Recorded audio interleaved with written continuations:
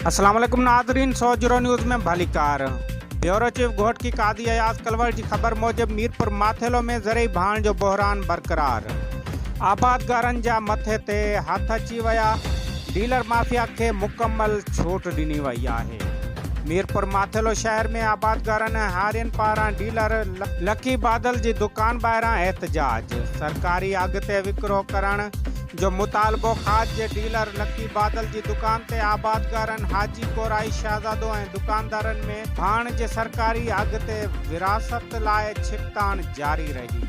उन दौरान आबादगारनि में ॾंद चक थींदी रही। एहतजाज कंदे दाहियूं कयूं था भाण बासर खे मिले थो, असांजा फसल सुकी विया आहिनि, केरु ॿुधण वारो नाहे, भाण ॾियो या जेल मोकिलियो।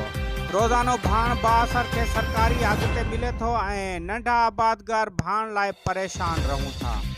ज़रे यूरिया भाण जे हथरादू खोट ॼाणाए पंहिंजे भांडनि ऐं गोदामनि में लिकाए ब्लैक मार्केटिंग करे आबादगारनि ऐं हारियुनि खे 3700 वारी यूरिया भाण जी बोरी 4700 खां 5000 में विकिरो करे रहिया आहिनि।